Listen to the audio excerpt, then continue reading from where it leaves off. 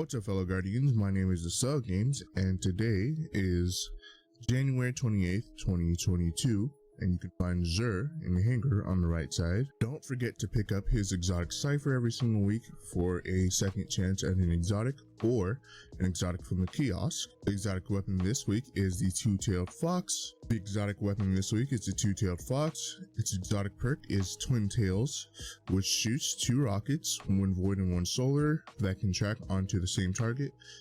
I believe the void rocket does suppression damage and the solar rocket does dot damage, so damage over time. It is a decent rocket for damage, not the best, but you can make it work. Secondary perk is called Play with Your Prey. Void rocket suppresses enemies, like I said, and the solar rocket does damage over time. The hunter exotic for the week is the Shards of Galanor. Its exotic perk is called Sharp Edges. Hits and kills with Blade Barrage will return super energy after the super ends. It caps out at around 50% due to recent changes. This one's overall stat total is 65. You get 14 intellect, 16 recovery, and 13 mobility. Really well balanced for a hunter. If you do not have a decent set of these, I would definitely grab these. It does have, I believe, 2 ornaments. This is the only one I have, but I believe there's another one in the store. So if you want to grab that, go ahead. Titan exotic is the Lion Rampant. Exotic perk is called Jump Jets. Provides additional aerial maneuverability and enables accurate hip fire while you are in the air during lift. It is a good exotic to pair with something like a grenade launcher or the Tommy's matchbook. Oh, also with the Dead Man's Tail. Does have some ornaments that I have.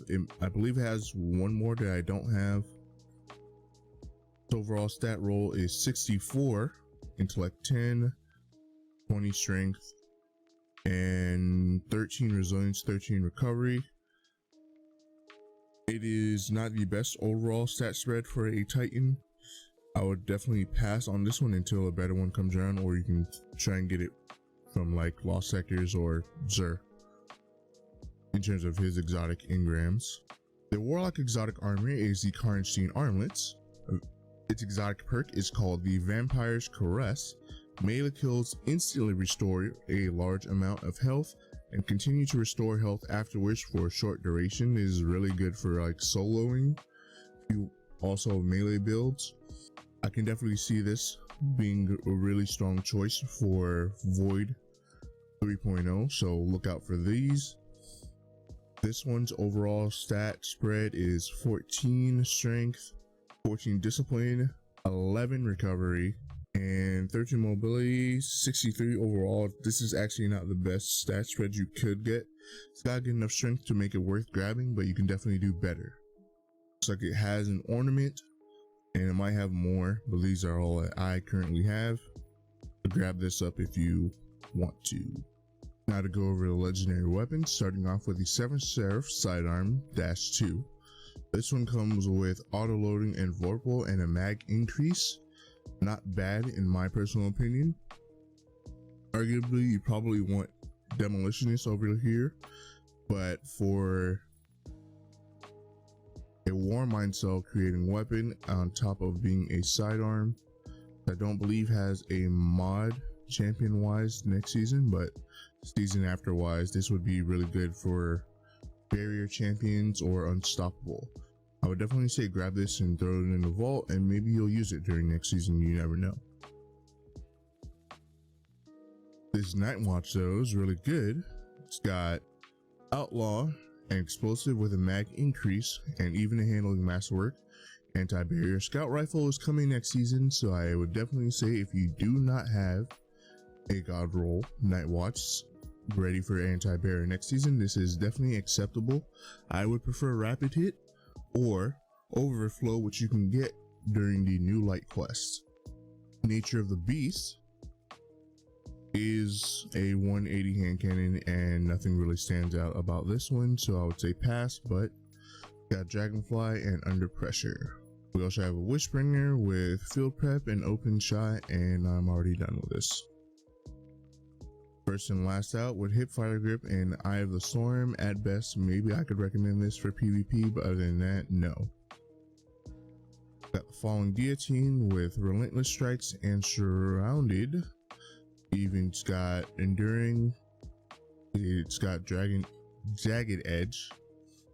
Not bad overall. Surrounded is definitely a decent backup to Whirlwind Blade.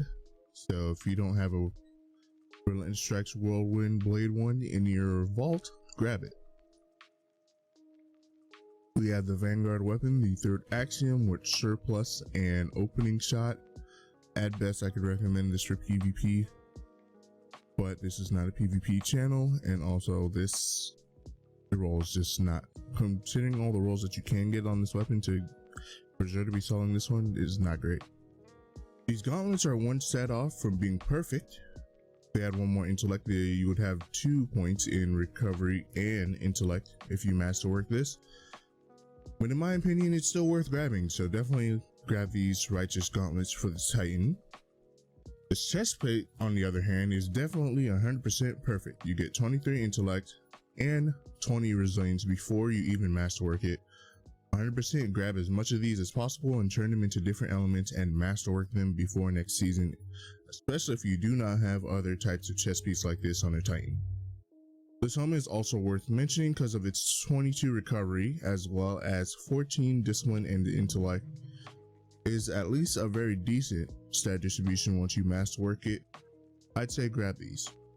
But while these leg armors has 20 intellect, it's not as important as it was before and has way too much mobility for my liking. So it's up to you whether or not you want to grab these. It is 66 overall, but personally I'm going to avoid these.